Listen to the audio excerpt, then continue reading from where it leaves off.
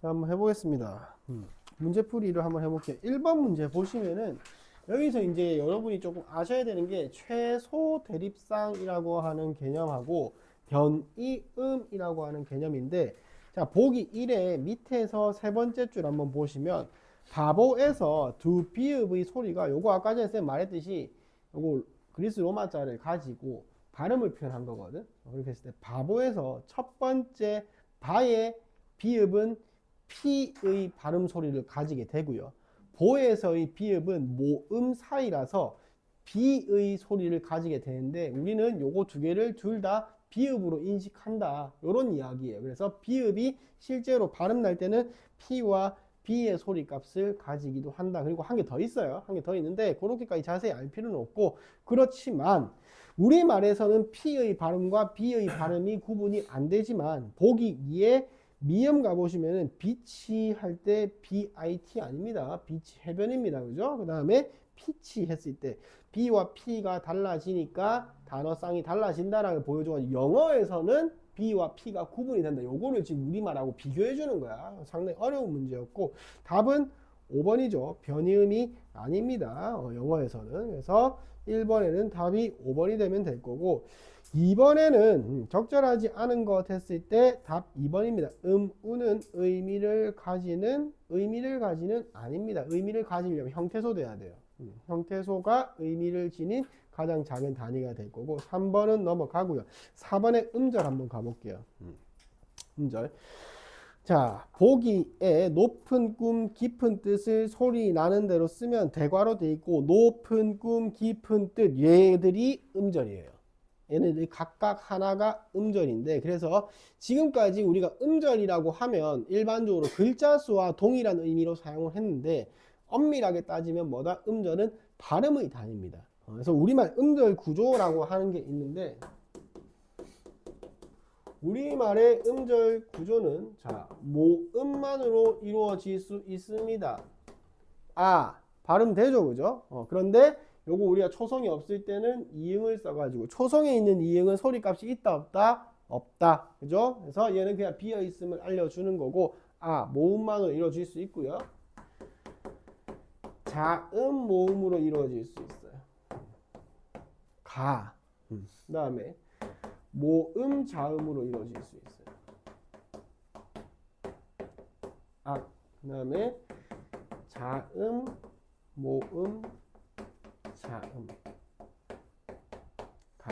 근데 요 음절이라고 하는 거를 잘 기억하셔야 되는 게 뭐라고? 발음의 단위야. 그렇게 했을 때 요 끝에 오는 여기를 이제 초성, 중성, 종성이라고 했을 때 초성 자음 제약이 있고요.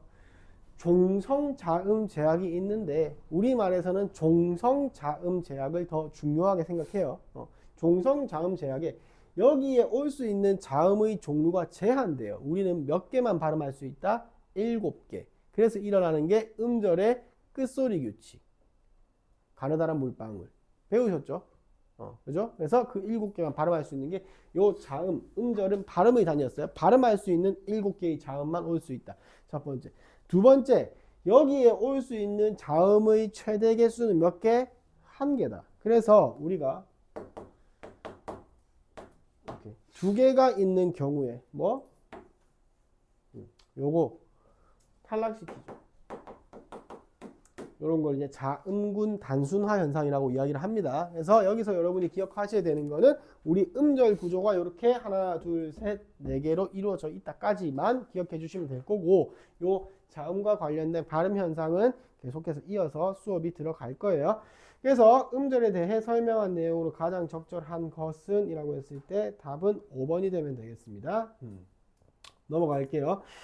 5번 의문에 대해 수업 시간에 필기한 내용으로 적절하지 않은 것은 답 2번이죠. 공기가 입안에 장애를 받지 않는다. 자음이 장애를 받죠. 그죠? 여기서 밑에 모음 한번 보세요. 이거 중요합니다. 자음 없이 홀로 음절을 이룰 수 있다. 우리 모음의 특징이었어요. 자음은 안 된다고 얘기해줘, 선생님이. 6번 국어의 의문과 의문체계에 대한 설명으로 적절하지 않은 것은 이라고 했을 때 답 2번 초성에 위치한 이응. 초성에 위치한 이응, 얘는 소리값이 있다 없다? 소리값이 없는 애다. 7번 보기에서 설명하고 있는 개념을 적용할 수 있는 예문. 국어에서는 소리 길이에 따라서 단어 뜻이 달라지기도 한다라고 했을 때 요 답이 5번이죠. 질서 앞뒤에 거는 같은 애죠. 그죠? 8번 넘어가고요. 9번 다음에 쓰인 각 자음에 대한 설명으로 적절하지 않은 것은 이라고 했을 때 자, 요런 것 때문에 선생님이 표를 보면서 풀라고 이야기를 한 거예요. 요거 표 없이 풀면 되게 어렵죠. 답 몇 번이에요? 4번이죠. 비음이면서 입술 소리 아니고 뭐예요? 잇몸 소리죠. 잇몸 소리. 10번 자음책의 바닷속 고래 초성에 대한 설명이라고 했을 때 요것도 표 보면서 풀면 금방 풀었을 거야. 기역과 리을은 혓뿌리와 여린 입천장. 요 기역은 맞는데 리을은 혓끝과 뭐 잇몸. 자, 니은 맞고요. 딕은 맞고요. 리을, 디귿과 리을은 입 안을 맞고 코로 공기를 내보낸다. 코로 공기를 내보내는 건 비음인데 디귿은 파열음이고 리을은 유음이에요. 선생님이 이렇게 보자마자 바로 이야기할 수 있는 것처럼 여러분도 익숙해지셔야 됩니다. 용어에. 넘어가 볼게요. 11번. 보기는 자음의 분류 기준이다. 이를 바탕으로 자음에 대해 설명한 내용으로 가장 적절한 것은 이라고 했을 때 답 1번입니다. 니은과 리을 같은 조음 위치 어디에요? 여기 조음 위치에 따르면 치조음이겠네요. 울림소리인데 니은 같은 경우에는 비음이고요. 리을 같은 경우에는 유음이에요. 리을이 유음이다라고 하는 거 반드시 좀 알아주셨으면 좋겠습니다. 자, 12번 한번 가볼게요. 12번 기역부터 미음에 대한 설명으로 적절하지 않은 것은 요 답이 5번입니다. 4번입니다. 4번. 리을 같은 경우에 이중모음이라고 되어 있는데 이중모음은 단모음과 반모음 순서가 아니죠. 뭐가 먼저 와야 돼요?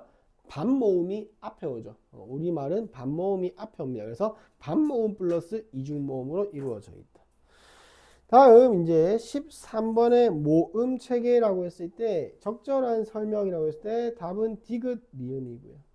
요것도 이제 모음 특성, 모음 체계표 보면서 풀면은 쉽게 풀 수 있는 문제고 14번 보기의 조건을 모두 만족시켜라. 자, 기억 발음 도중에 입술 모양이나 혀의 위치가 움직이지 않는다. 무슨 모음? 단모음이죠. 혀의 위치가 뒤에 있다. 뭐예요? 후설 모음이죠. 입술 모양이 평평하다. 뭐예요? 평순 모음이죠. 혀의 위치가 높다. 고모음이죠. 그거 찾아보시면은 답이 2번. 15번 한번 볼게요. 15번. 발음된 음절을 기준으로 할 때 조건에 해당하는 음운을 모두 갖추어라. 자, 허파에서 나오는 공기를 막았다가 서서히 터뜨리면서 마차. 이거 무슨 음이에요? 파찰음이죠. 파찰음. 적어 놓으세요. 파찰음. 다음에 혀의 최고점이 앞쪽에 위치하고 혀의 높이가 높고 발음할 때 입술 모양이 평평한 모음 하나밖에 없습니다. 전설이면서 고모음이면서 평순모음인 거 뭐 있어요? 이 있죠. 위에 파차름 얘기 안 하고 왔네요. 파차름에는 지읒, 치읒, 쌍지읒 이렇게 세 개 있습니다. 지읒, 치읒, 쌍지읒. 그리고 발음할 때 입술 모양이나 혀의 위치가 달라지는 모음, 이중모음 찾으라는 거예요. 그렇게 했을 때 자, 기억, 돼지 보시면은 돼의 오에가 이중모음이고요. 지의 지읒이 파차름이고 이가 두 번째 고모음이니까 돼지 되겠네요. 과일이라고 했을 때 여기에는 파차름이 없고요. 디귿에는 여기는 체력장 했을 때 두 번째 거 모음 이가 없네요. 그리고 리을 지향 되죠. 지읒이 파차름이고 이가 두 번째 모음이고 세 번째 향할 때 야가 이중모음이고 줄무늬 같은 경우에는 이가 없습니다. 그래서 기역 리을 해가지고 답이 1번 되면은 되겠습니다. 일단 풀이는 여기까지 하겠습니다.